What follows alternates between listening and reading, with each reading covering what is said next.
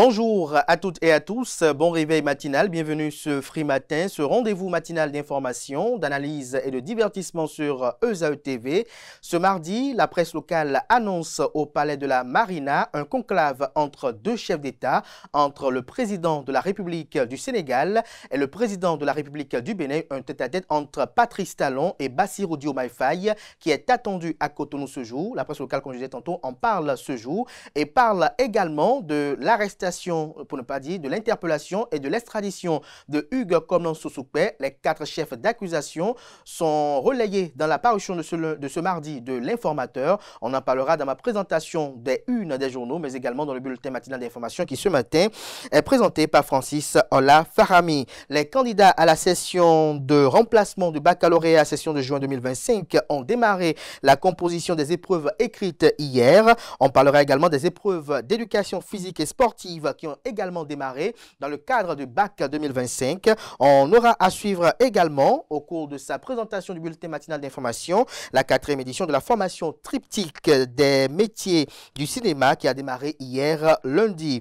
Notons que Paul Biya a officiellement déclaré sa candidature au Cameroun. Cela sera également au menu du bulletin matinal d'information, comme je le disais tantôt, présenté par Francis Ola Farami. Clémence Benou, dans la définition du jour de ce matin, nous propose l'expression bon pied, bon oeil. Juste après elle, les trucs et astuces avec Atifa et Itaya Olafa. Quelques astuces simples pour porter un pantalon ou un jeans sans ceinture. Juste après elle, on aura droit au prénom du jour avec Herbert Dombo. On parle des prénommés Ahuefa, les prévisions astrologiques avec Nansirine Nike Fazombi. La titre du signe poisson paraissent les plus favorables ce 15 juillet. On croit les prédictions qu'elle a recueillies pour vos chers amis internautes.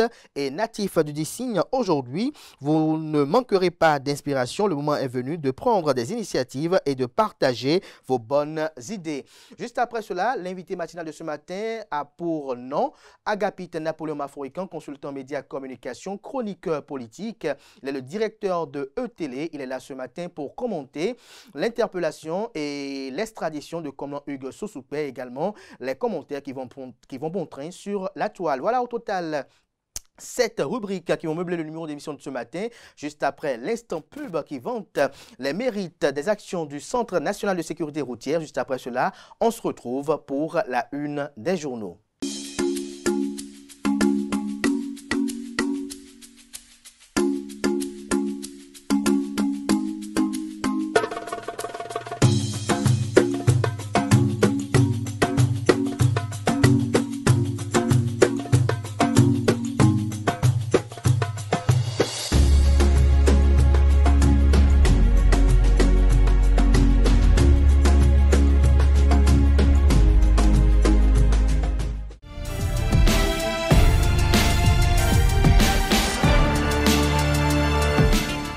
Bonjour à nouveau, chers amis internautes. Nous démarrons cette une des journaux comme il est de tradition sur ESAE TV par le quotidien Maison, le quotidien béninois d'information générale et d'analyse L'Informateur qui ce matin en manchette s'intéresse aux élections générales de 2026.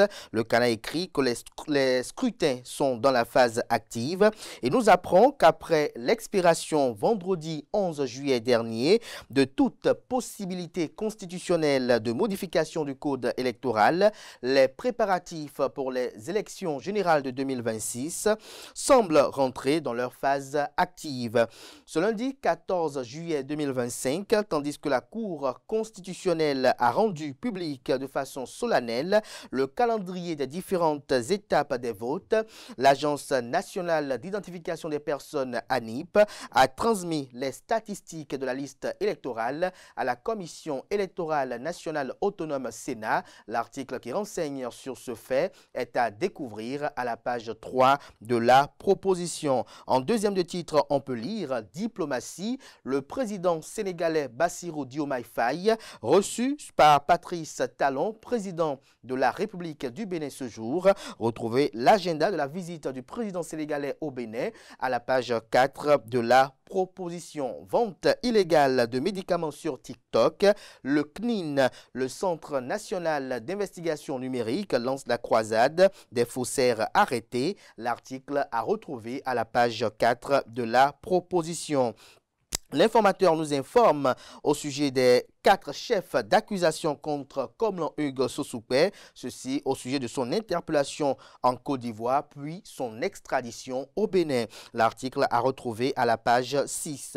À l'oreille droite, journal École, dépôt légal des journaux, la haute autorité de l'audiovisuel et de la communication AC oriente, un titre qui convie les fidèles lecteurs à découvrir dans les colonnes de sa parution les productions journalistiques de ce mardi des étudiants en formation sur les différents sites de l'ESAE, l'École supérieure d'administration, d'économie, de journalisme et des métiers de l'audiovisuel, ESAE qui est présente à Cotonou, à Boumé-Calavi et Parakou.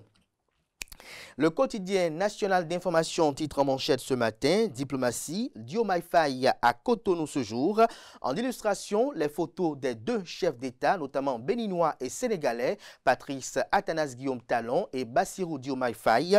Retrouvez l'agenda de cette visite officielle à la page 3 de la proposition. On lit également à la une de la parution de ce mardi du quotidien de service public, élection générale de 2026, la liste électorale informatisée provisoire transmise à la Commission électorale nationale autonome Sénat.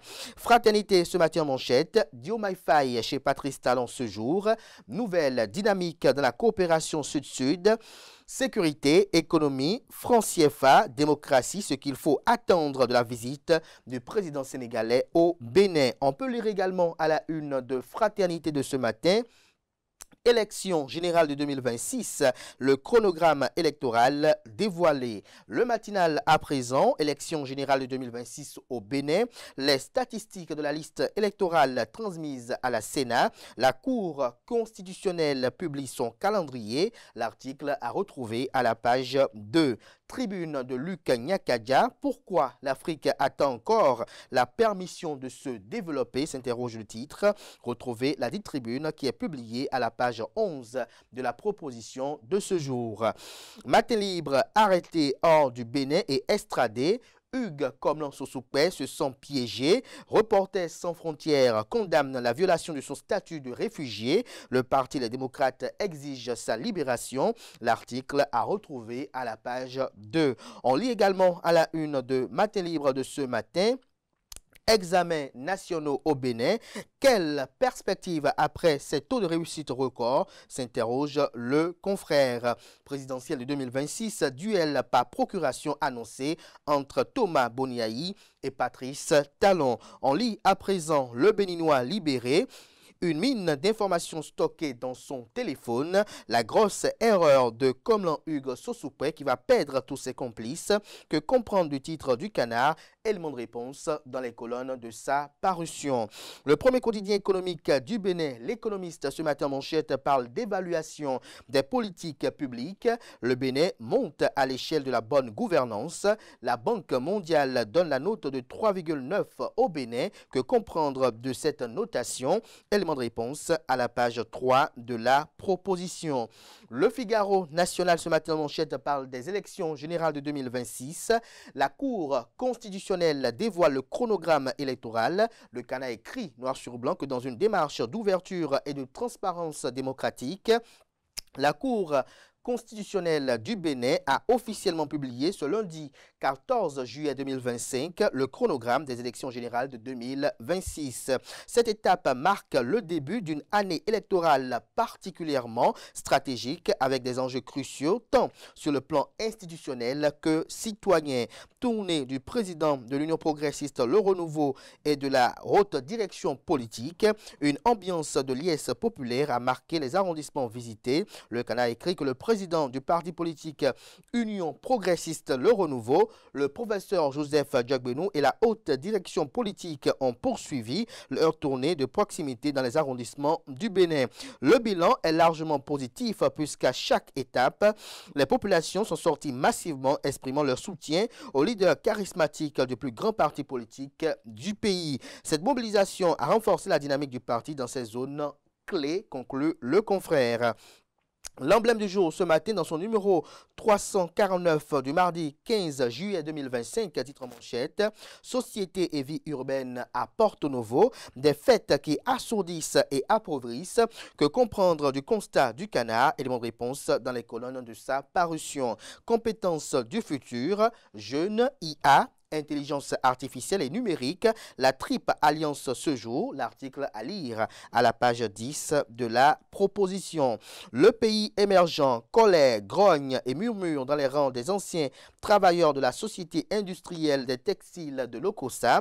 L'honorable Dakpe Sossou, interlocuteur valable et médiateur légitime, désigné par les victimes.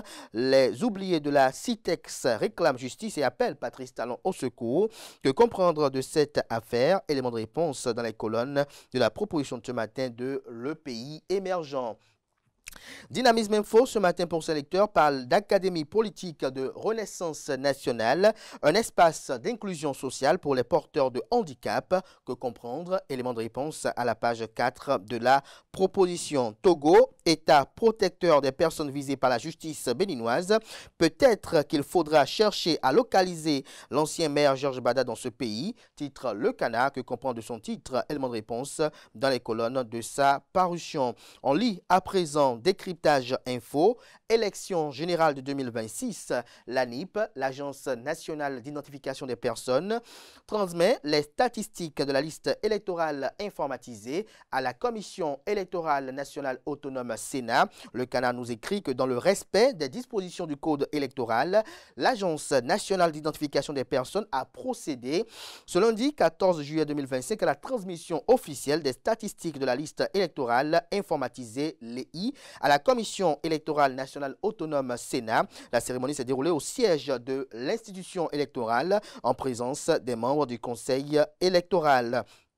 On lit également à la une du Bon Canard ce matin, médias et intelligence artificielle, 6 recommandations issues du colloque de la Haute Autorité de l'Audiovisuel et de la Communication AC, lesquelles recommandations vous sont publiées dans les colonnes de la page ce matin du journal La Tribune de la Capitale, demi-siècle de dialogue francophone, l'APF sous le signe de l'unité, le président Loïc Béounou-Vlavonou, porte-voix de l'Afrique, la diplomatie parlementaire béninoise à l'honneur au Palais Bourbon. En illustration du titre, la photo du président du Parlement béninois, Louis Béounou-Vlavonou. Cannes de mini-football 2025 en terre libyenne. Les Guépards prêts à faire leur dernière preuve à Derna. Ils entrent en compétition ce jour face au Maroc, mentionne le confrère. La boussole avec une interrogation ce matin en manchette parle des élections présidentielles de 2026. Quelle issue pour la mouvance, se questionne le Canard. Il écrit notamment en manchette qu'à moins d'un an de la présidentielle, les équilibres au sein de la mouvance au pouvoir deviennent de plus en plus fragiles. Entre querelles d'ego, calcul d'appareil et absence de successeur naturel, l'après-Talon s'annonce périlleux pour les partisans du pouvoir actuel. En 2026, le président Patrice Talon devra se retirer conformément à la Constitution qui limite les mandats à 2. Ce départ annoncé depuis son second mandat aurait dû laisser place à une préparation sereine de la relève. Pourtant, c'est plutôt une guerre de positionnement qui mine aujourd'hui la mouvance entre les ambitions voilées et les stratégies divergentes des partis alliés. Aucune figure ne s'impose, aucun nom ne fait consensus. Entre l'Union progressiste, le Renouveau et le Bloc républicain, l'équilibre des forces est rompu. Chaque clan joue sa partition, parfois en sourdine, parfois à découvert. L'incertitude est totale, l'ambiance est électrique. La mouvance présidentielle, initialement structurée autour du duo Union progressiste de renouveau et Bloc républicain montrent aujourd'hui des signes de fissure profonde. L'absence d'un candidat naturel adoubé par Patrice Talon. Retrouvez la suite de l'article du journal qui fait un constat dans les colonnes de sa proposition. Le leader du jour communique ce matin en manchette. En marge de la 50e session de l'Assemblée parlementaire de la francophonie en France, le président de l'Assemblée nationale du Bénin, Loïc Béounou-Vlavonou, reçu en audience par le président Emmanuel Macron. Un message fort de félicitations envoyé au président Patrice Talon pour les réformes courageuses engagées au Bénin sous son leadership éclairé. À l'occasion des festivités des 65 ans d'indépendance du Bénin, l'honorable El Hadj Ibrahima Idrissou initie les nocturnes de pétanque à Cotonou. Ce sera tout pour la présentation de quelques titres parus ce jour dans la presse locale. Les quotidiens sont disponibles dans les kiosques, également accessibles en ligne pour ceux d'entre eux disponibles de site internet. Merci de votre aimable attention.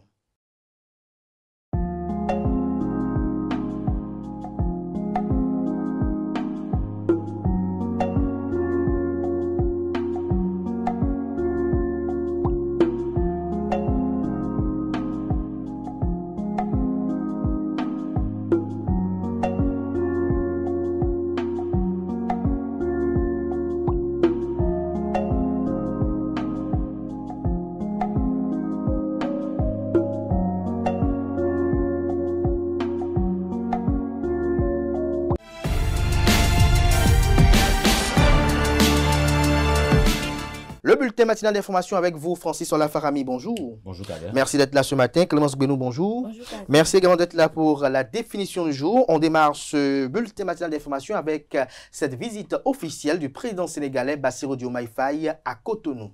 À toutes et à tous, bonjour. En effet, une visite officielle qui marque un jalon important dans la relation entre le Bénin et le Sénégal. Selon les informations rapportées par le média Canal 3 Bénin, une rencontre en tête-à-tête est prévue à la présidence de la République du Bénin à partir de 18 h, suivie d'une déclaration conjointe à la presse à 19 h de Cotonou. À ce stade, le contenu détaillé des discussions n'a pas été communiqué. Toutefois, les deux chefs d'État devraient aborder les grands axes de la coopération bilatérale, notamment dans les domaines économiques, diplomatiques et sécuritaires. Cette rencontre s'inscrit dans la dynamique de renforcement des liens entre les deux pays dans un contexte régional en pleine mutation.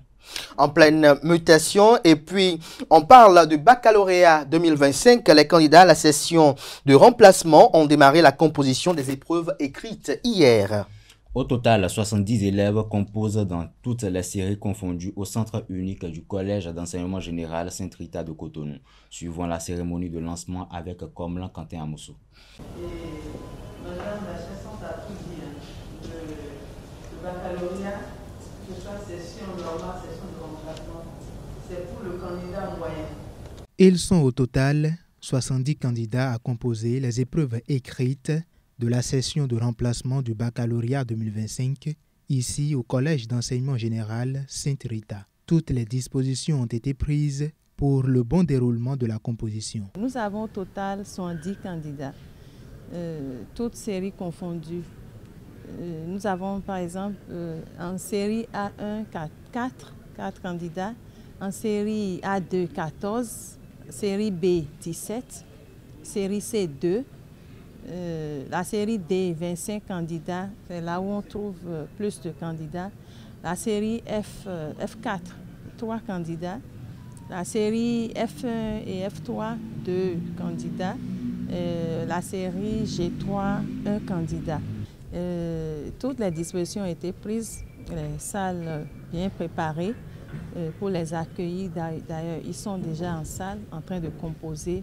Il y a une équipe de prise en charge bien en place pour n'importe quel problème qui surviendra. La session de remplacement permet aux candidats empêchés en juin dernier pour diverses raisons de passer les épreuves du bac et de se rattraper. La session, c'est une session de remplacement, mais les épreuves sont normales. Vous imaginez un enfant qui a été formé, comme les autres, tout au long de l'année, pour une petite indisponibilité de 30 à 1 heure. Il ne peut pas continuer la session normale. Il est normal aussi qu'on le rappelle pour l'évaluer. Ces gens de candidats ne sont pas légion, mais c'est des Béninois. Il peut y avoir parmi eux des gens très intelligents qui peuvent s'en sortir avec une très bonne mention. Il faut les sauver. C'est l'objectif de la session de remplacement. Ils peuvent justifier leur indisponibilité. Ça, c'est normal. Sinon, tout le monde viendra pour dire qu'il est indisponible. Il justifie. Dès que c'est justifié, il n'a aucun problème, on le prend. Donc, c'est les épreuves. C'est une deuxième épreuve. Donc, la session normale qui continue. Mais on remplace l'épreuve pour leur permettre, parce qu'ils n'ont pas pu participer à la première épreuve. Des conseils ont été prodigués aux candidats afin de les encourager à bien travailler. D'abord, ils n'ont qu'à se considérer comme des candidats réguliers, des candidats normaux. Ils passent un examen normal. On suit les mêmes processus, avec les mêmes encadrements. Et d'ici vendredi prochain, ils auront les résultats au même moment qu'on va finir. Ils aussi, ils ont fini, on délibère le tout ensemble. Ainsi s'est déroulé le lancement de la session de remplacement des épreuves écrites du baccalauréat ce lundi 14 juillet 2025. Les résultats sont prévus pour être disponibles en fin de semaine. Les épreuves d'éducation physique et sportive ont également démarré hier. En effet, d'une composition à une autre, les candidats admissibles au baccalauréat session de juin 2025 ont démarré plutôt à partir d'hier les épreuves d'éducation physique et sportive EPS. Le directeur de l'office du baccalauréat, Alphonse Da Silva, est allé faire le constat au collège d'enseignement général Saint-Rita. Nous allons suivre à présent Gilles Ahom-Lantor, président de la sous-commission EPS du centre Saint-Rita, qui nous décrit les critères de notation et les épreuves qui se déroulent dans son centre. Des propos recueillis par Quentin Amosso.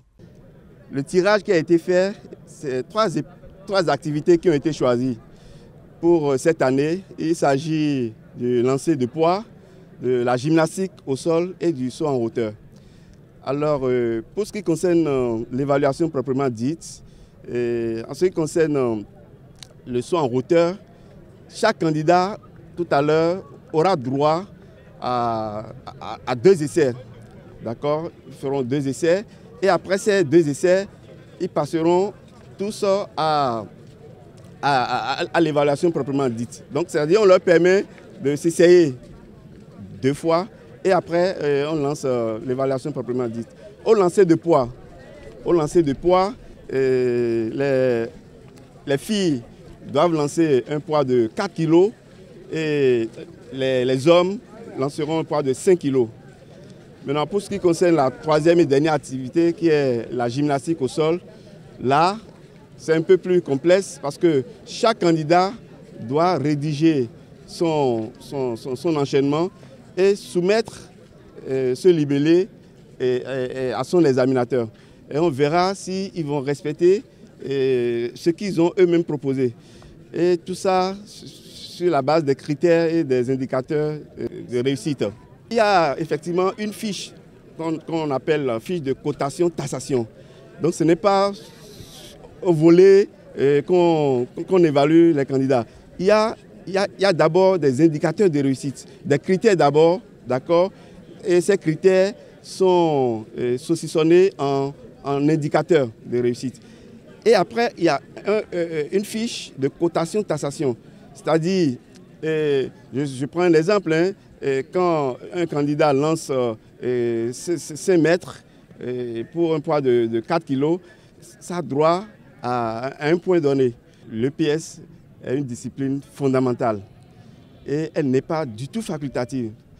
La belle preuve est que, au départ, vous verrez que l'office du bac est tellement bien structuré que ceux qui sont inaptes ne sont pas sur la liste. D'accord? Donc c'est seulement les aptes qui viennent à cette phase d'évaluation. Donc ce n'est pas du tout une épreuve facultative. La particularité des épreuves cette année 2025, c'est que c'est la première fois que l'activité de lancer de javelot a été choisie. Elle a été choisie pour... je sais que c'est un tirage au sort, c'est au hasard, mais comme par hasard, c'est la première fois. Depuis qu'on fait le bac EPS, c'est la première fois que le javelot a été tiré au sort. Et cette activité, en plus des 2 autres activités, gym et longueur, sont administrées dans les autres centres du Bénin, à part le centre de Saint-Rita. Dans les autres centres, c'est le lancer de javelot, la gymnastique au sol et le saut en longueur qui ont été tirés au sol. Contrairement à Saint-Rita ou et dans les autres centres où c'est les séries E, EA, G et F qui font les activités de saut en hauteur, gymnastique au sol et le lancer de poids. La Haute Autorité de l'Audiovisuel et de la Communication HAC a pondu un communiqué en lien au dépôt légal des journaux et écrits périodiques paraissant en République du Bénin. Exactement, chers amis internautes, je vous donne lecture. Communiqué du président de la Haute Autorité de l'Audiovisuel et de la Communication HAC relatif au dépôt légal des journaux et écrits périodiques paraissant en République du Bénin. Le président de la Haute Autorité de l'Audiovisuel et de la Communication HAC rappelle au directeur de publication des journaux et écrits périodiques paraissant en République du Bénin que le dépôt légal constitue une obligation prévue aux articles 62 et 63 du Code de l'information et de la communication. À compter de ce mardi 15 juillet 2025, un guichet unique de dépôt légal est installé au rez-de-chaussée de l'immeuble abritant l'annexe de la HAC au service chargé des relations avec les usagers bureau F001. Pour les médias établis hors de Cotonou et de Porto Novo, le dépôt légal s'effectue auprès des directions régionales de la HAC. Les 3 exemplaires obligatoires de chaque publication signée par le directeur de publication ou sont fondés de pouvoir sont acceptés contre récépissé tous les jours, ouvrable de 8h à 10h. Il est également possible d'envoyer les exemplaires par courriel à dépôtlégal@hac.bj. Cette modalité ne dispense pas du dépôt physique. Ce dernier doit être effectué dans les 24 heures suivant la publication sous peine d'annulation du dépôt légal. Le président de la HAC appelle les directeurs de publication à respecter scrupuleusement cette obligation, gage de professionnalisme et de conformité avec le cadre juridique national. Pour le président et PO, secrétaire général, signé François K.Audo. Hugues Komon Sosukpe est placé sous mandat de dépôt par la Cour de répression des infractions économiques et du terrorisme Criette. En effet, après son audition ce lundi 14 juillet par le juge des libertés et de la détention de la Cour de répression des infractions économiques et du terrorisme Criette, plusieurs chefs d'accusation ont été retenus contre lui. Selon maître Aboubakar Baparapé, membre du collège de ses avocats, les faits reprochés aux journalistes et promoteurs de Olofofo, un web média suspendu au Bénin, sont de 4 ordres. Incitation à la rébellion, incitation à la haine et à la violence, harcèlement par le biais d'une communication électronique et apologie du terrorisme. La 4e édition de la formation triptyque métier du cinéma a démarré hier lundi. Exactement, les activités de la 4e édition de la formation triptyque métier du cinéma de l'association Waniayo ont été lancées hier à Cotonou. Le point de la cérémonie dans ce reportage signé Nasserine Fatoumbi. Ils sont une trentaine d'auditeurs à prendre part dès ce matin à la 4e édition de la formation triptyque métier du cinéma initiée par l'association Waniayo. Pendant 2 semaines, les communications porteront sur l'écriture documentaire, l'actorat et la post-production. Cette rencontre des expériences pour donner le plus de savoir, de transmettre davantage aux formés. Je pense que c'est l'une des qualités de cette formation qui réunit de plus en plus des jeunes et des personnes qui souhaitent y participer. L'association Waniayo accueille, comme aux éditions précédentes, des formateurs venus de divers pays. Pour les participants réunis ici, c'est un pas vers leur maturité dans le domaine du cinéma. C'est une formation, c'est un partage de connaissances et j'espère évidemment que j'aurai beaucoup de choses à apprendre, surtout dans le métier. Et entre autres également, s'il faudra vraiment y faire carrière, j'espère que je donnerai le meilleur de moi-même en fonction de cette merveilleuse formation avec des professionnels et de vraies personnes vraiment enjouées pour nous former dans cette belle aventure. J'aimerais plus avoir une proportion plus élevée du truc et rentrer plus et apprendre des autres formateurs venant de différents horizons. Parce que l'art est un truc qu'on acquiert par le fait de toujours apprendre et de chercher de nouveaux horizons. Mes attentes par rapport à cette formation, c'est d'apprendre davantage beaucoup de choses, surtout du domaine du cinéma.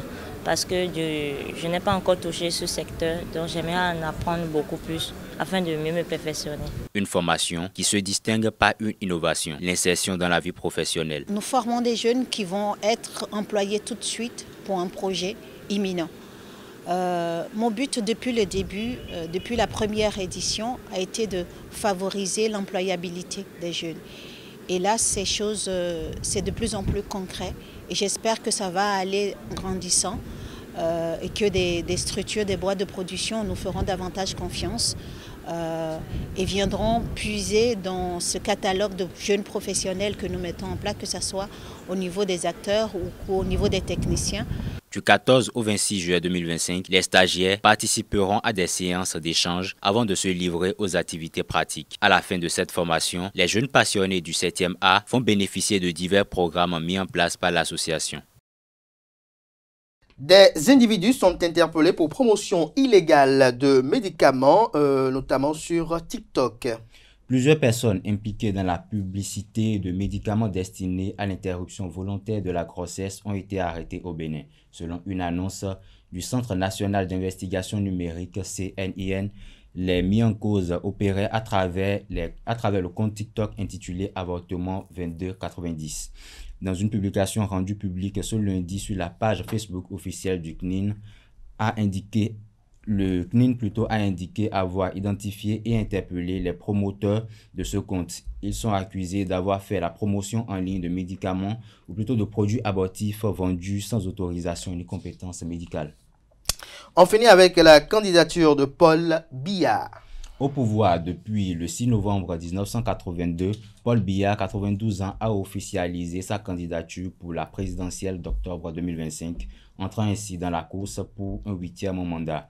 Une annonce qui suscite à la fois étonnement, interrogation et débat. Quels enjeux et stratégies entourent cette nouvelle candidature de l'un des plus anciens chefs d'État, Morgan Asogba, analyste géopolitique, apporte son éclairage au micro de Romaric Djessougoubenou. Il faut déjà comprendre qu'il ne s'agit pas de l'individu du président Paul Biya, mais il s'agit de la machine que représente le RDPC, qui est ce parti-là qui permet au président de se représenter et de gagner à chaque fois avec une large majorité.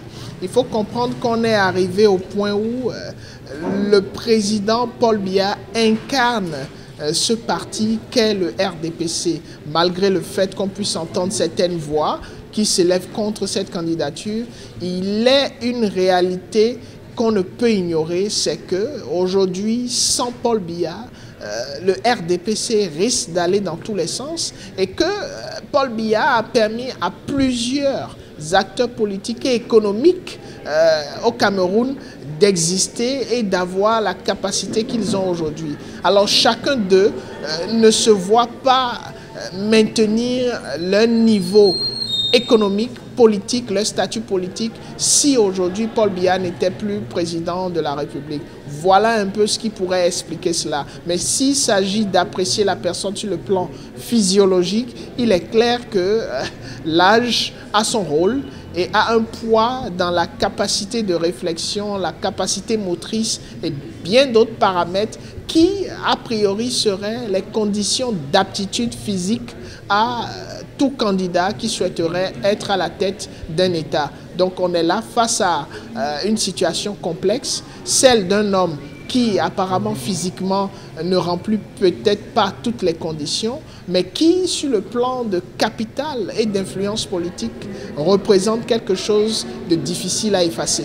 Mais il faut rappeler ici que quand vous prenez les Camerounais par rapport à ce qu'on observe, ils ne se plaignent pas forcément de façon massive du leadership du président. Et ça, c'est un plus. Et on devrait se demander donc comment est-ce qu'il arrive à faire. Donc, est-ce qu'il pourrait apporter quelque chose de nouveau? Ce n'est pas évident. Mais est-ce qu'il pourrait quand même permettre à ces populations-là de continuer de profiter d'un ensemble de mesures qui justifieraient leur silence et leur comportement beaucoup plus encourageant vers la réélection ou la nouvelle candidature du président? Je pense que ça, c'est gagné avec la machine que représente le RDPC. Merci à vous pour cette présentation du bulletin matinal d'information. À présent, chers amis internautes, nous passons à la définition du jour.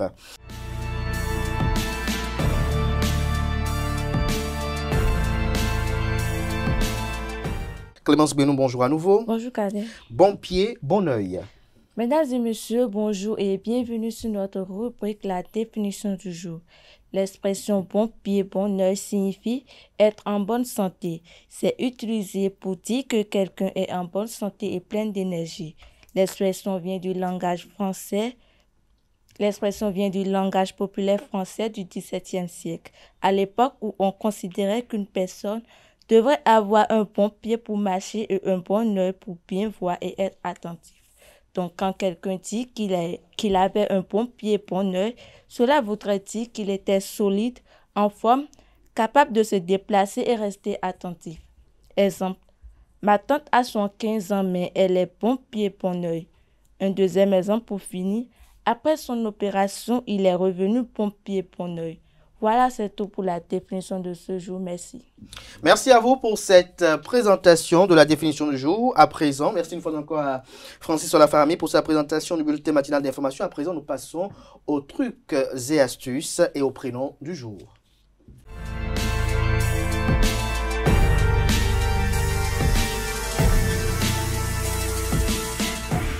Les trucs et astuces avec Atifaï Tayolafa, bonjour. Bonjour Abdelkader. Merci d'être là ce matin. Herbert Dongbo, bonjour. Bonjour. Merci également d'être là pour le prénom du jour. Ce matin, comme astuce, Atifa nous parle de quelques astuces simples pour porter un pantalon ou un jeans sans ceinture. C'est bien cela. Amis internautes, bonjour. Ravi de vous retrouver ce matin. Vous désirez porter un pantalon, mais la taille vous lâche et vous n'avez pas de ceinture à portée de main. Eh bien, ceci est pour vous. Que vous ayez un pantalon cigarette, carotte, à pince ou encore en cuir, la technique marche pour tous les styles de pantalon, à condition qu'il soit doté d'une fermeture agrafe ou accrochée. Pour éviter donc qu'un pantalon ne tombe sans ceinture, eh bien, pensez en premier lieu à l'astuce du foulard, du ruban, autant pour moi, ou de la cordelette. Choisissez un accessoire suffisamment long pour faire le tour de votre taille et avoir la marge pour faire un nœud. Passez-le ensuite dans les passants de votre pantalon comme une ceinture classique. Nouez-le de manière à ajuster la taille selon votre besoin. Deuxième astuce, l'épingle à nourrice. Cette astuce est particulièrement efficace pour les pantalons avec fermeture à agrafe ou accroché. Fixez l'épingle à la taille pour resserrer le pantalon et placez l'épingle du côté intérieur pour un rendu plus discret. Troisième astuce, les bretelles. L'astuce parfaite pour porter un pantalon sans ceinture, eh bien, ce sont les bretelles. Si le pantalon est vraiment trop grand, les bretelles peuvent aider à le maintenir en place. Amis internautes, assurez-vous que les bretelles soient bien ajustées pour un maintien optimal. Il est généralement remarqué que certaines personnes portent des ceintures avec des pantalons et ajoutent à cela des bretelles. Amis internautes, retenez tout simplement que c'est un crime vestimentaire. Vous avez le choix entre la ceinture ou tout simplement les bretelles. Quatrième astuce, ajustement par un professionnel. Si le pantalon est souvent porté, il peut être judicieux de le faire ajuster par un tailleur pour un ajustement parfait et éviter tout problème de maintien. Chers internautes, retenez tout simplement que plusieurs options existent ou s'offrent à vous pour porter un pantalon sans ceinture. Le choix dépendra de votre préférence, du style de pantalon ou de l'effet recherché. Et voilà, chers internautes, c'est tout pour l'astuce de ce matin. Abdelkader. Merci à vous pour cette présentation des trucs et astuces. Vous restez avec moi, on retrouve Herbert pour le prénom du jour.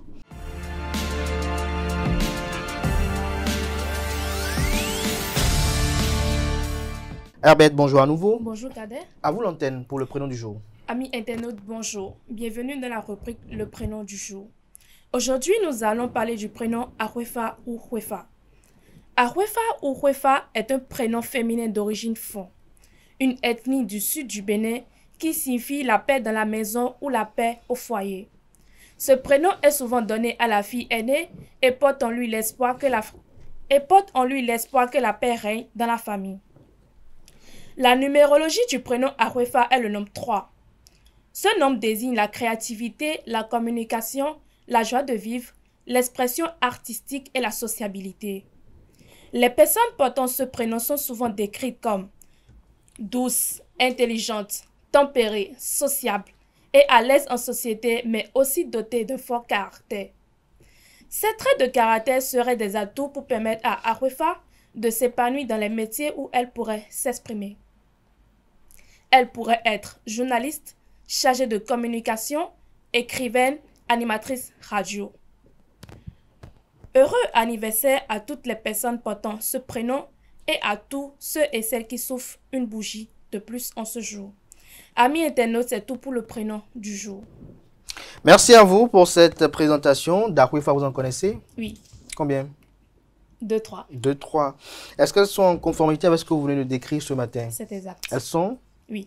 Elles sont comment? Douces. Elles sont simplement douces. Vous les avez goûtées pour savoir si elles sont douces? Mais elles sont calmes, tempérées, douces et tout. Douces et tout. Il n'y a pas d'autres prénoms qui sont doux? Qui sont des personnes douces, tempérées et calmes? Bon, je ne sais pas trop, mais je peux dire. Emefa. Emefa? Oui, Emefa. Vous en connaissez aussi Emefa aussi? Oui, je connais Emefa. Il n'y a pas de rose qui soit douce, calme et tempérée? Non. Non. Ni de reine? Ni d'Atifa? Non plus. Atifa, moi, je suis très douce. Vous en connaissez? Il faut vous goûter d'abord pour savoir si vous êtes douce ou pas. Pas forcément goûter. Alors, est-ce que vous en connaissez d'Arwefa, d'Emefa? Non, mais je connais une Hwefa plutôt. Hwefa. Oui. Est-ce que Hwefa, elle est vraiment douce, calme et tempérée? C'est une personne très gentille. Maintenant, si elle est douce, je ne sais pas. En tout cas, peut-être c'est une tradition littérale du prénom Hwefa, comme le dit Hwefa, Hwenifa. Merci à vous pour vos deux présentations. À présent, on va convier Nanserine Nike Fatoumbi en plateau pour les prévisions astrologiques avant de passer à l'invité matinal de ce matin.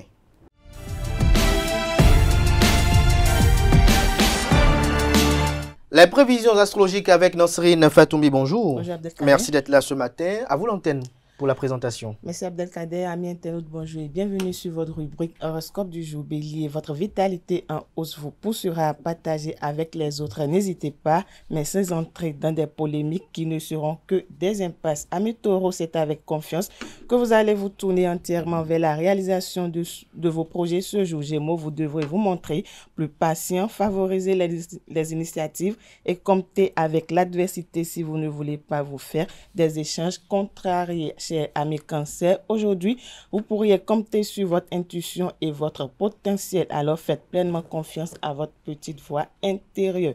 Lion, c'est avec optimisme que vous allez vous tourner tout simplement vers la réalisation de vos projets ce jour.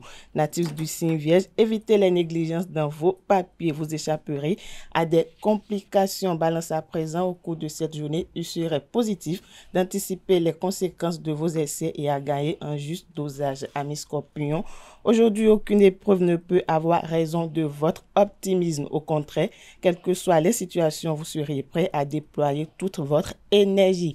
Si vous êtes du signe Sagittaire, les progrès auxquels vous aspirez vous pousseront à vous surmener. Prenez le temps de doser votre énergie sur la bonne durée. Amis Capricorne, votre optimisme et votre audace vous ouvriront des grandes portes ce jour. Verseau, le climat est propice à la solidarité, la bienveillance et la compassion. Mettez une sourdine à votre individualisme qui ne rencontrera aucun écho. Poisson, pour finir, aujourd'hui, vous ne manquerez pas d'inspiration. Le moment est venu de prendre des initiatives et de partager vos bonnes idées. Voilà, amis internautes, Abdelkader, c'est tout pour le message des astres de ce mardi matin. Merci à vous, Nanserine Fatoumbi, pour cette présentation. Vous allez faire place à présent à Agapit Napoléon Maforican pour l'invité de ce matin.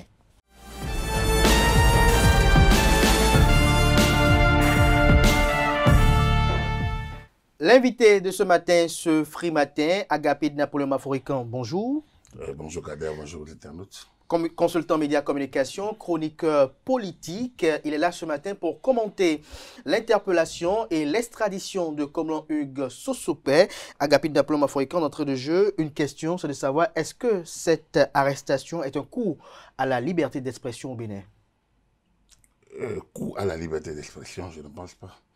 Je ne pense pas puisque les chefs d'accusation, en tout cas les motifs pour lesquels le sieur Sosopé a été appréhendés ont été listés et ces motifs constituent des infractions à la loi. Donc, la Cour de répression parle d'incitation à la rébellion, d'incitation à la haine et à la violence, d'harcèlement par le biais d'une communication électronique et d'apologie du terrorisme. Le tout est globalement inscrit dans la loi portant code du numérique en République du Bénin, tout au moins. Et donc, du coup, comme je l'ai dit, ce sont là des infractions à la loi et donc c'est pas encore la liberté de la presse. La liberté d'expression, comme la liberté de la presse, s'exprime conformément à la loi. Donc, du coup, vous êtes libre d'exprimer toutes vos opinions, de recevoir des opinions, mais à charge d'en répondre des abus devant la loi. Donc du coup, chacun doit pouvoir en être suffisamment édifié. Mais une interrogation persiste dans les esprits, Agapit Dapoléma Fréquent, celle de savoir est-ce que son interpellation est régulière, tout comme celle de Frère Rouvi, si on peut le dire ici. On a comme l'impression que parfois, on ne prend pas en considération les procédés, c'est l'objectif qui est visé. Écoutez, parfois, vous voyez, on se pose la question de savoir, est-ce que chacun se positionne dans son camp ou à sa place? En réalité, et ça c'est l'État ivoirien qui pourrait se poser cette question, ou les avocats de ce suprême. On a su mettre Papa qui se pose déjà cette interrogation. Non, il lui se pose des questions. Est-ce que l'intéressé s'est plaint d'un manquement à sa dignité, à sa personnalité, donc des actes de voie de fait ou de violence? Enfin, s'il n'y a pas eu ça, a priori, je ne vois pas de quoi lui se plaint. Il n'est pas l'État ivoirien. Il n'est pas... Enfin, donc, c'est des actes en deux États, ça il n'appartient pas à l'avocat de s'en mêler, non? Il n'appartient pas à l'avocat de s'en mêler, mais Agapit, est-ce que vous ne pensez pas qu'il fallait quand même un respect des procédés en la matière? Et qui vous a dit que les procédés sont violés? Et pourquoi à ce jour, nous n'avons pas une sortie officielle pour quand même clarifier les uns les autres? Il n'est pas obligé. Sortie officielle de qui? De l'État béninois. L'État n'est pas tenu. L'État est représenté au tribunal. Donc pour le moment, les investigations ont continué. Le dossier est devant un juge d'instruction, je suis sûr. Les avocats ont accès au dossier, c'est leur droit. Donc du coup, je pense que la procédure en la matière est en cours. Donc du coup, on ne peut pas, il ne faut pas que nous dévancions les faits. Comme je l'ai dit, on a parlé d'abord, on a commencé par parler donc d'enlèvement. Je pense qu'aujourd'hui, personne ne peut plus parler d'enlèvement. Et sa famille, et ses avocats, et ses proches savent là où il est. Donc du coup, l'État répond de ses actes. Et donc, il faut attendre que des éléments soient suffisamment disponibles pour que nous puissions tous aviser. Moi, qui suis, je serai plus à l'aise lorsque beaucoup d'éléments seront à disposition. Il y a 2 jours, je n'avais pas les chefs d'accusation aussi clairs. Aujourd'hui, au moins on sait les motifs pour lesquels il a été appréhendé. Bon, donc, mais on n'est qu'à l'instruction. Donc, il est présumé innocent, mais l'État prend ses dispositions pour le garder. Donc, tout ça fait partie des procédures normales en la matière et il n'y a pas à mettre la charrue avant les bœufs. Et quelle est votre opinion sur l'activisme de Hugues Komlan Sossoupé? Ah ben là, je ne sais pas moi, c'est à lui d'apprécier. Vous avez une fois par moment scrollé ces pages pour voir un peu qu'est-ce qui est dit, qu'est-ce qui est Non, écrit. je ne veux pas sur ces pages. Moi, je ne suis pas consommateur des diatribes incendiaires ou des propos qui portent l'atteinte à l'honorabilité des gens.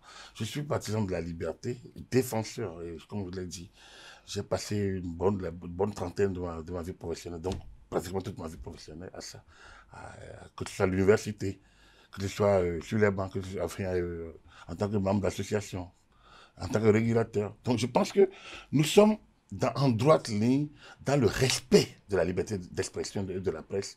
Mais comme je l'ai dit, la liberté de manière générale s'arrête là où commence celle de l'autre. La liberté s'exerce conformément à la loi. Et que ce soit tous les instruments dont nous disposons, que ce soit au niveau international, que ce soit au niveau national, toute liberté s'exerce conformément à la loi. Et l'un des principes sacro-saints du vivre ensemble, c'est le respect de l'autre. Je n'ai pas l'impression que dans l'expression de leur liberté, certains respectent ce droit de l'autre. Autant vous exprimez votre liberté, autant vous vous attaquez au propos des autres. Donc du coup, vous n'êtes pas donc vous êtes dans l'outrance. Et lorsque vous êtes dans l'outrance, l'État est régulateur. Le rôle de l'État, c'est de permettre à ce que chacun s'exprime librement, aille et vienne librement, et reçoive librement l'information. Et donc, qu'il n'y ait pas que quelqu'un se transforme en gourou particulier pour dicter ce qu'on doit avoir comme information. Donc, notre article 23-24 de la Constitution, l'article 11 ou 9, je pense 9 ou 11, de la Charte africaine des droits de l'homme et des peuples, annexé à notre Constitution, la Déclaration des droits de l'homme et des peuples, la Déclaration des droits des citoyens, tous ces instruments, les pactes de 66, tous ces instruments, c'est comme d'autres instruments ici et là, reconnaissez ça, c'est du b.a.-ba en matière de liberté. Moi, je suis un peu embêté en voyant ces jeunes. Hier, Frère Ouvy, aujourd'hui, ce super. Quand vous les regardez, vous dites, mais ils sont induits en erreur par des gens qui s'extasient devant ou alors qui les incitent d'ailleurs à approfondir cette manière de fonctionner, mais qui, eux, se la coulent douce dans de bons salons climatisés, dans de bons bureaux, et qui sautent pieds joints dans les majorités présidentielles pour pouvoir jouir des délices du pouvoir, pendant qu'eux, ils sont derrière les barreaux. Je pense qu'il faudrait que la jeunesse reprenne un peu conscience et soit éduquée aux médias et aux conséquences d'un certain nombre de libères. Vous pensez qu'en tant que parent, on va vous découvrir les cadavres de vos enfants parce qu'ils sont militaires? Vous pensez que c'est facile? Vous avez vu les Américains, vous n'avez jamais vu les médias américains ou quelque chose étaler les cadavres des soldats américains ou quelque chose le combat? Vous avez vu les Français faire ça? Vous avez vu quelle prison vous avez vu faire ça? Lorsque la guerre a commencé en Irak, en Ukraine, je le raconte toujours, l'Union européenne a fermé ses frontières aux médias russes pour empêcher que les populations alors qu'eux, ils sont plus évolués. Ils ont fermé, ils ont interdit d'accès au territoire européen, les médias russes. Ça veut dire quoi? Si le peuple hellène, cultivé, motivé, démocratiquement ancien, enfin, qui a une culture démocratique, ne peut pas subir, ne peut pas faire le choix entre les ne pas faire le tri entre les informations qui viennent de la Russie et celles qui sont internes. Alors, nous qui sommes... D'abord, qui utilisons très maladroitement le français, parce que ce n'est pas notre langue nationale, démocratie il n'y a pas longtemps. Alors, on doit faire beaucoup plus attention encore. Donc, moi, je trouve que je ne sais pas quel est cet excès de liberté dans lequel tout le monde saute pieds joints, où il n'y a plus de respect, il n'y a plus d'institutions, il n'y a plus de... Même notre africanité, le droit d'aînesse, le respect de l'autorité, tout ça disparaît et tout le monde s'extasie devant des propos lapidaires, des déclarations incendiaires, des affirmations suicidaires, un certain nombre donc de dérives de liberté. Et qu'on appelle ça les libertés. Non, c'est pas ça de la liberté. Donc moi, je ne parle pas que de ce super, je ne parle pas que de... Je parle de tout. Regardez, même l'organe dans lequel M. Super, on appelle ça Olofofo. Olofofo, c'est le mensonge. C'est le menteur. C'est peut-être que c'est juste... Rien que ça. Moi, je suis analyste. Le rapporteur. Je suis analyste. Olofofo. C'est pas un rapporteur, c'est un menteur. Pas forcément un menteur, peut-être. Enfin, quelqu'un qui a écouté, qui file l'information. C'est ça en quelle langue? C'est quelle langue ça? En ago. Et c'est celui qui file l'information? Et l'informateur, c'est ça qu'on appelle Olofo. Ça peut avoir plusieurs interprétations. Écoutez, ils sont libres. Moi, je pense que, vous voyez, je connais des activistes qui prennent des risques. La vie aussi, c'est un choix. Chacun fait sa vie. Chacun prend ses risques. J'ai eu à prendre les risques, les miens aussi, à un moment donné. Je suis à un niveau où je regarde de loin, j'essaye de faire le point, et je me dis toujours, mais je les regarde, eux, je dis, mais est-ce qu'ils peuvent comprendre qu'on les manipule? Il faut qu'ils se réveillent, et que, ouais, moi, je ne suis pas heureux de voir ce monsieur enfermé entre 4 murs. Je le dis très sincèrement, je ne suis pas... Mais ça dit que j'ai l'impression que notre société dégringole, il n'y a plus de repères, il n'y a plus... Et tous ceux-là qui disent libérez-le, ils étaient où hier quand il attaquait, quand il exposait les images des soldats, quand il faisait un certain nombre de... Ils étaient où? Combien un seul a pu condamner? Mais ils auraient dû le faire. L'éducation commence par là.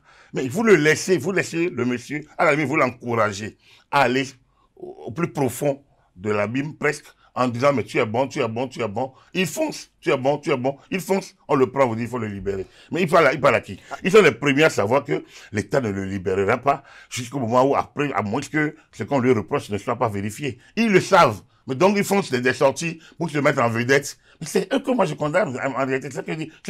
Ceux qui font l'apologie enfin, ceux qui encouragent à l'apologie et qui sont des irresponsables, responsables de sommet, ici, là, autour de l'opposition, soit de société civile, soit de ci ou de ça, mais qui encouragent, filent les informations et après se pieds joints dans les lieux fétiches du pouvoir. C'est là que je trouve qu'il y a de l'abus.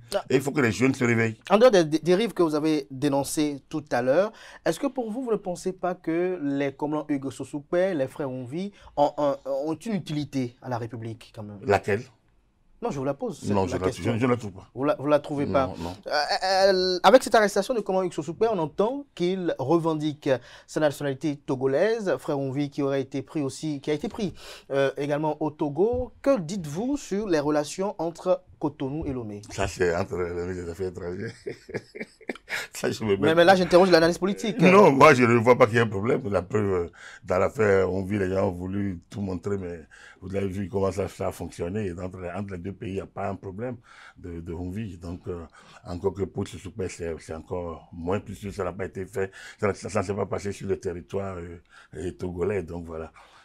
Si le Togo réclame, s'il est national, s'il est togolais, les accords que nous avons au niveau de l'UEMOA tout au moins, il peut, les Togolais, et au niveau des ententes, au niveau de l'Interpol, le Togo peut réclamer à l'avoir et le juger.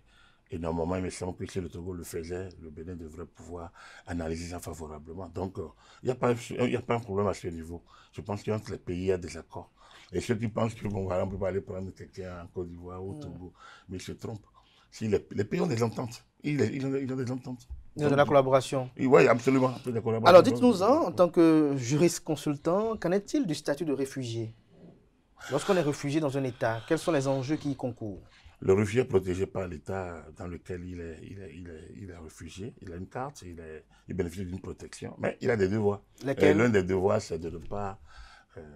c'est de respecter d'abord la politique interne. Donc, les lois internes, les lois du pays d'accueil. Si il fait l'apologie du terrorisme, en regardant les chefs d'accusation là, je pense qu'aucun État ne permet qu'un citoyen, quel qu'il soit, fasse l'apologie du terrorisme. La France va prendre en Espagne, l'Espagne va prendre au Portugal, les Américains vont prendre n'importe où.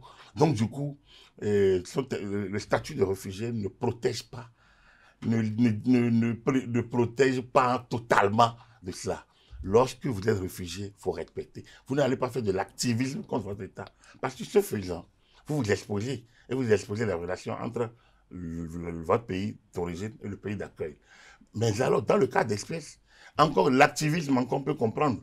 Mais lorsque votre activisme va à l'excès, en tout cas, au regard des chefs d'accusation que nous avons aujourd'hui, si vous allez là, c'est que la porte est ouverte. Aujourd'hui, la lutte contre le terrorisme n'a plus de frontières.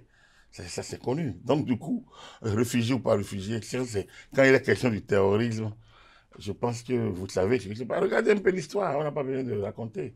Vous allez en France, si jamais vous êtes convaincu d'actes ou de présumés actes de terrorisme contre l'État français, vous allez voir, vous n'avez pas de... On vous interpelle. Et si vous êtes étranger, on vous fait un ordre de quitter la France, ou alors on vous fait n'importe quelle terre. Regardez aujourd'hui Trump avec sa lutte pour l'américanité. Donc du coup, il n'y a pas de blanc-seing, il n'y a pas de faire valoir intrinsèquement sans limite. Hein? Tout a de limites. Un réfugié est protégé. Il a des droits, mais il a des devoirs. Et l'un des devoirs, c'est de ne pas être un problème pour le pays d'origine. Parce que s'il s'est fait réfugier, c'est parce qu'il est déjà dans une certaine situation par rapport au pays d'origine. Alors si, ce faisant encore, il se met dans des situations où la loi internationale permet au pays d'origine d'aller vers lui, vous voyez que c'est pour ça que je dis, est-ce que ceux qui les encouragent leur montrent les conséquences des actes. C'est bon d'être un héros, mais après vous êtes zéro parce que lorsque votre acte d'héroïsme atteint un certain niveau, on vous met la main dessus, tous ceux qui vous encouragent disparaissent. Moi, je veux bien qu'un seul se pointe et dit, moi je veux être avec lui, condamnez-le, condamnez-nous. Je veux ça. Et vous allez voir, c'est des irresponsables qui mettent les jeunes et qui les encouragent en disant tu es réfugié, tu peux faire ce que tu veux. Non, on ne peut pas faire ce qu'on veut. Le statut de réfugié vous oblige en la matière, surtout par rapport à votre pays d'origine, vous êtes obligé de ne pas vous mêler. Certains pays d'ailleurs vous informent de cela. Il y a les actes des Nations Unies, mais il y a chaque pays fait sa législation pour tracer le cadre des réfugiés d'accueil et des réfugiés. Et il me semble que l'apologie du terrorisme ou du crime ne sont pas des choses qui sont acceptées. Et donc, si ces choses d'accusation arrivaient à être vérifiées, si au niveau de l'instruction, les actes étaient concrets, que tout ce qu'on lui reproche était vérifié, mais je pense que l'État serait dans ses droits d'aller le cueillir, de l'avoir cueilli là où il l'a fait. De toute façon, wait and see, on verra ce que les prochains jours vont nous donner. Rapidement, Africain, vous avez été conseiller de la Haute Autorité de l'Audiovisuel et de la Communication HAC, cette institution qui la semaine dernière a célébré 30 ans d'existence. Ceci a sorti d'un colloque sur... Je peux dire peut-être oui. Vous savez, je voudrais que les jeunes qui nous suivent comprennent que la liberté de presse, la liberté d'expression, c'est la plus grande chose dont ils disposent. Et lorsque vous ne n'usez pas d'une liberté, elle s'use, dit-on. Mais dans le cas d'espèce, il faut lire le bout de phrase à charge d'en répondre devant la loi. Je le dis, je l'enseigne, je le répète, parce qu'il ne s'agit pas de faire C'est facile de commenter sur les réseaux sociaux, d'injurier, de faire... Mais lorsqu'on vous met la main dessus, vous répondez pour tout le monde. Est-ce que vous allez briser votre carrière, vous allez briser votre famille, vous allez abandonner votre famille, vous allez briser votre avenir parce que vous voulez faire de l'héroïne des réseaux sociaux? Ceux qui l'ont créé pour le savoir, pour le partage du savoir, non pour les injures et pour les actes de terrorisme. Et en Europe, où les gens utilisent les médias, les réseaux pour le terrorisme, la lutte est implacable. C'est implacable. On tire à bout portant. Lorsqu'on s'assure que quelqu'un est terroriste et il veut nuire, on a vu l'affaire Mera ici, on a vu d'autres affaires. Ne vous méprenez pas. Ce qui vous encourage à aller dans ce sens, il faut dire eux-mêmes n'ont qu'à aller montrer, aller exposer leur torse. Sinon après, vous allez les voir dans les salons feutrés, ils vont faire des déclarations qui vont vous surprendre. Voilà, moi, c'est ce que je dis. J'ai une sorte d'amertume face à ce dossier, pas que le monsieur, je ne vais pas le plaindre. C'est un gars, il est libre, hein, il est responsable de ce qu'il a fait. Mais j'estime que ça commence par, après on vit, il y a lui. Mais je pense que, et personne ne montre cette tendance pour dire, moi, je réponds d'eux. Et on dit, il faut les libérer. Non, c'est de l'hypocrisie. Il faut que les jeunes soient plus vigilants et essayent d'être responsables. Il faut que l'éducation média aussi soit quelque chose que nous intégrions aujourd'hui dans les écoles, que les gens comprennent que l'espace est libre, mais on ne peut pas tout y mettre. Je tiens à faire ça parce que, en tant qu'éducateur, parent, je suis un peu embêté devant ces situations où je me demande, ils sont de bonne foi, ou ils sont si irréfléchis pour pouvoir se faire harakiri à cet âge où ils ont tout approuvé, et surtout c'est des gens de mérite. Quand tu as la plume, quand tu as la voix, le micro, ils ont du mérite. Donc du coup, moi, c'est un coup de à ceux qui restent dans l'ombre et qui les soutiennent. Merci à vous, Agapit Nampolemo Fréquent. Comme je disais tantôt, 30 ans d'existence de la HAC, la Haute Autorité de l'Audiovisuel et de la Communication, un séminaire, un colloque, pour être plus précis, sur la régulation des médias en période électorale avec l'avènement du numérique et de l'intelligence artificielle. Dites-nous, en tant qu'ancien conseiller, en tant que pratiquant et sachant du domaine jusqu'à ce jour, quelle est votre opinion? Disons que, je l'ai dit ailleurs, moi j'aurais dissocié les 30 ans de cette thématique, parce que les 30 ans, c'est toute une histoire. C'est un cheminement qu'il faut raconter, qu'il faut faire vivre aux plus jeunes. Il faut montrer la régulation en 1994, la régulation en 1999, la régulation en 2004, la régulation en 2009, la régulation en 2013, la régulation en 2017, et la régulation en... Donc, ouais, il faut... 2013, 2018 et puis 2023. Donc, il faut essayer, à mon humble avis, et vous allez voir tout le grand chemin que la HAC a pu faire. Toute cette création, toute cette riche expérience en matière de création, de la régulation aussi bien au Bénin qu'en Afrique. Et en racontant cette histoire, on racontait l'histoire du réseau des instances africaines de régulation de la communication. Un très bel exemple de coopération, mais qu'on peut utiliser. D'ailleurs, j'ai vu avec la plateforme des régulateurs de l'UEMOA la réunion de Lomé qui a eu lieu le 14 juillet, lundi. Donc du coup, ouais, cette plateforme fonctionne très bien. Donc du coup, on aurait pu faire l'histoire et voir les grands points ou les grands acquis sur ces années-là et peut-être plonger dans l'intelligence artificielle qui est la réalité d'aujourd'hui. Mais il y a 10 ans, on était dans le numérique. Avant, on était donc, on a connu des situations, on en connaîtra d'autres. Donc, cela dit, les 2 jours de réflexion ont été très, très enrichissants parce que c'était de la crème, hein, au niveau, c'est des régulateurs africains, c'est le haut niveau, beaucoup de présidents. Le grand sommité qui était beaucoup de présidents, voilà, des présidents, des secrétaires généraux, des hauts cadres, des anciens. En fait, c'est une belle brochette donc de sachants en la matière. Et ça, j'avoue que ça a été suffisamment, dense, on peut le dire. Le savoir était là, les échanges étaient suffisamment, je veux dire, riches. Et donc, la HAC, on peut dire que la HAC a pu tirer le substrat, c'est ce que disait le président Loko à la clôture. Les idées sont là, il appartient désormais maintenant à chaque régulateur, dont la HAC, donc de tirer ce qu'il doit tirer dans le cadre donc, de la régulation électorale en 2026, donc à l'heure du numérique et de l'intelligence artificielle. Mais que représente pour vous l'intelligence artificielle pour 2026? Écoutez, pour moi, citoyen ou communicateur, c'est un outil précieux, mais un outil à surveiller de près. Et pour le régulateur, c'est un outil à surveiller de très près, un outil dangereux. À surveiller de très près. L'intelligence artificielle n'est que de l'ordinateur des années 60, qui est le numérique, l'Internet des années 80 et le tout numérique des années 90, de 2010. En fait, c'est des évolutions plus fines, plus raffinées, voilà, de tout ça. Et on en aura d'autres. Ouais, on en aura d'autres. Mais la question est de savoir, le régulateur, lui, il a les pouvoirs. Il a tous les pouvoirs pour réguler. Il suffit simplement. Alors, le régulateur, il va dire quoi? Il prend 2 décisions. Une décision pour la pré-campagne, où il fiche la pré-campagne, et une décision pour la campagne. S'il dit que vous ne...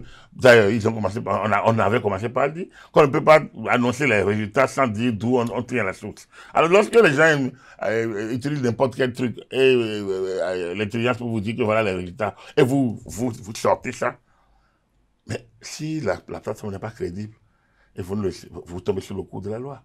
Donc, en fait, c'est dit simplement que la HAC a tous les moyens pour gérer cette période. Mais ce qui aurait été bien, et je pense que c'est pour ça qu'elle fait de la pédagogie, c'est de faire en sorte que toutes les parties prenantes, donc les médias, les producteurs d'informations comme les candidats aux élections présidentielles, législatives, communales et autres, les acteurs comme l'OGE et la CEDA, organisation des élections, et les autres institutions, que chacun travaille à son niveau à faire le travail qui est le sien.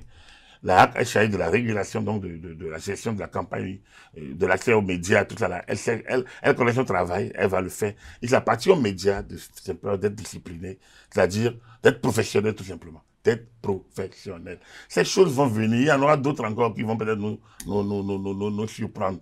Il faut juste faire attention et ne pas céder à la facilité.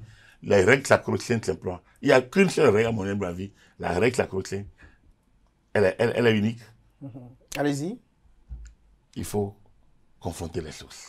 Il faut confronter les sources. Confronter les sources. 2 petites questions pour finir très rapidement. Une en lien avec le dossier comment Hugues Sossoupa. On a vu le Béninois libéré qui a écrit qu'il a été interpellé avec ses téléphones et que pour lui, c'est une mine d'informations. Ceci en faisant allusion à d'éventuelles taupes au sein de la rupture. Ça ne m'aurait pas surpris, mais moi j'attends. Vous pensez effectivement qu'il y a des taupes au sein de la rupture? C'est pas des taupes, c'est des renseignements. C'est des renseignements. Nous, en tant que journaliste, ça me fait une bonne trentaine. Nous avons connu des gens qui, dans les pouvoirs, un jour, Charles Toko disait à Mathieu Kérékou, parce que bon, on venait de créer le matinal, nous avions certaines informations de 1er mai, et le président Kérékou qui a changé son aide de camp, ou en tout cas qui a fait un management parce qu'il soupçonnait quelqu'un. Et Charles dit à l'attaché de presse de l'époque, va lui dire, même si l'information est dans sa chambre à coucher, on le saura. Alors, donc, vous comprenez. Et donc, ça, voilà un exemple palpable que je vous donne avec de nous. Si l'information est dans sa chambre à coucher, on l'aura. Un jour, quand le président Kérékoua Charles en face de vous, vous êtes fils vous êtes des diables. Donc, bref, ça c'était pour l'anecdote. Mais l'information, on la prend de toutes parts. On la prend de toutes parts. Ce qui serait quand même dangereux, c'est que, comme je l'ai dit, que des gens informent les médias, c'est pas encore dramatique. Je peux vous raconter plein d'anecdotes où des gens de pouvoir nous ont donné des informations de première main, mais il faut savoir l'utiliser. Ce n'est jamais pour détruire, c'est de toute façon pour aider le média, parce que pour accompagner, etc. Mais lorsque un citoyen ou bien quelqu'un est dans une entreprise du genre, vous savez, peut-être que frère on vit par exemple, comment ils ne sont pas conscients des dérives. Pour eux, ils informent. C'est pour ça que tout à l'heure, moi, à l'heure d'échange, j'attaque, je suis vraiment... Mais c'est ceux-là qui les informent, justement. Donc, du coup, autant informer, être source d'un organe de presse, c'est une bonne chose. Et surtout s'il y a entre vous les deux la responsabilité. Mais lorsque vous informez une source qui l'exploite de manière brute, regardez par rapport à ce qui se passe au nord du Bénin. Déjà, il y a eu des propos directement contre l'autorité centrale, le chef de l'État et les autorités centrales du pays. Dans un pays, je dis, il n'y a rien de meilleur que l'image du pays. Donc, ceux-là, s'ils sont au pouvoir, s'ils sont au niveau élevé de responsabilité, s'ils sont des hauts cadres ou ils ont des informations de première main et ils le font, je pense qu'ils savent. Je crois s'inquiéter. C'est à eux, non. C'est à eux, ils vont en répondre. Mais tout ça n'est pas nouveau. Je pense que c'est les dérives un peu de notre société. C'est les dérives de notre société. C'est un peu le manque de patriotisme, moi je le dis toujours, où les gens ne savent pas où est leur place, ce qu'ils doivent faire. Et ils pensent qu'ils aident le pays. Tout le monde pense que lorsqu'on attaque le chef de l'État, on attaque les institutions, on aide le pays. Mais attends, comment on peut aider un pays en attaquant ces institutions? Regardez, comme je l'ai dit, quelle puissance, quel journaliste des hautes puissances vous les avez. Au contraire, les gens exportent leur culture vers nous et nous l'imposent. Donc, apprenons de l'histoire, apprenons de notre environnement, apprenons de nos valeurs. Donc, que ce soit ceux à qui l'État fait confiance et qui vont balancer les informations, tout comme ceux à qui on balance les informations, je pense qu'il faut utiliser quand même un peu l'intelligence. C'est qui pour vous le lanceur d'alerte? Le lanceur d'alerte, c'est certainement pas celui qui injurie, déshonore, diffame, lance des propos tendancieux. C'est pas lui. J'ai été à une position au niveau de l'autorité nationale de lutte contre la corruption. Donc le lanceur d'alerte, c'est celui qui a des informations et qui en informe l'autorité compétente. Le lanceur d'alerte, c'est celui qui documente une information et qui, après avoir pris en compte la responsabilité sociale, le met sur la place publique. Il peut le mettre sur la place publique. Il peut. Si tu fais une bonne enquête, il peut. Mais le mettre sur la place publique avec les conséquences dues. Moi, je salue, il y a un lanceur d'alerte ghanéen, Anas, qui a, journaliste, après être devenu activiste des réseaux sociaux. Mais il a pris des risques. Mais certains de ces risques ont conduit à nettoyer la société ghanéenne, à des mesures draconiennes, aussi au niveau de la santé comme au niveau de la magistrature. Donc, c'est à vous de savoir quelle place vous voulez jouer, quel type de citoyen vous voulez être. Mais attention, soyez sûr d'avoir l'information. D'avoir la bonne information. Et de la responsabilité sociale. Elle s'adapte aux journalistes, mais également à toute personne qui publie l'information. Parce que lorsque votre information est de nature à, on a dit quoi, c'était la choses d'accusation.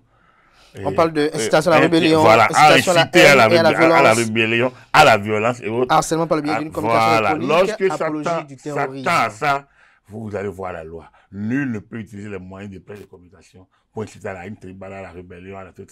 C'est dans les trucs. Et les limites que le code de l'information, comme la loi organique de la apporte à la liberté de la presse, c'est sur l'ordre public, c'est sur les nécessités de défense, c'est sur l'enfance et l'adolescence, c'est sur les... Donc, c'est sur un certain nombre d'éléments, les limites à la liberté de la presse. Et donc, quand on dit la liberté de la presse, c'est de communication. Ce n'est pas que les médias, c'est toute personne qui communique Et aujourd'hui, avec les réseaux sociaux, avec le numérique, avec les plateformes comme Olofofo, comme d'autres sites et autres, quand vous avez ça, vous êtes considéré comme journaliste, même si c'est le procureur parfois qui s'occupe de vous si vous n'êtes pas enregistré. Comme c'est le cas d'ailleurs, dans le cas d'Express, Olofofo n'est pas reconnu par la HAC. Donc du coup, dans le droit positif du Bénin, il n'est pas journaliste. Et son journal n'est pas reconnu. Donc il n'est pas journaliste. Mais peut-être ailleurs, il est. Et peut-être qu'il a une carte de presse ailleurs. Agapit Nabolema Foikan, pour conclure, votre commentaire sur la visite officielle de Bassirou Diomaye Faye à Cotonou. C'est un acte d'État entre deux pays. Donc, je salue sa visite, je le salue par ailleurs. Bon, voilà, avec le Sénégal, nous avons très bonnes relations. Nous sommes, comme je l'ai dit, on est dans la CEDEAO, on est dans l'UEMOA. Bon, donc, nous partageons beaucoup de choses. Voilà. Donc, vous êtes très friand de l'actualité internationale. Vous avez quand même écouté le Premier ministre sénégalais sur son président. Pour vous, qu'est-ce que cela dénote? Le président dit qu'il n'y a rien et que tout se passe très bien. Donc, du coup, mais l'analyste pense que... Vous savez, on ne gère pas le pouvoir à deux. Vous comprenez? On ne gère jamais le pouvoir à deux. Patrice Talon a réussi à créer un trio qui a fonctionné très bien, mais bon, à la fin, vous l'avez vu, on ne gère pas le pouvoir à deux. Le pouvoir ne se gère pas un et les autres. Comme dit Gbagbo, ce n'est pas un banc, c'est un fauteuil. Donc, dans le fauteuil sénégalais, c'est Bassirou Diomaye Faye. Sonko a beau être le parrain, le mentor, le machin, il est le Premier ministre. Donc, ça va finir par se casser entre les deux. Ça va finir par se casser. C'est une prédiction alors. Enfin, c'est une vision de l'analyste. Merci à vous, Agapit Nabolema Foikan. Je n'aime pas spéculer, mais bon, ça va finir par se casser. Merci à vous pour ce moment d'échange très enrichissant. On espère encore un autre matin très matinalement, avec beaucoup de plaisir. Je rappelle que vous êtes consultant médias communication, juriste consultant. Vous êtes également chroniqueur politique, ancien conseiller à la Haute Autorité de l'Audiovisuel de la Communication HAC. Merci pour ce moment d'échange qui vient clôturer Free Matin ce matin. Merci pour l'attention, chers amis internautes. On se donne rendez-vous demain par la grâce et la volonté divine, sans occulter celle des hommes. Jusque-là, belle suite de programmes sur ESAU TV.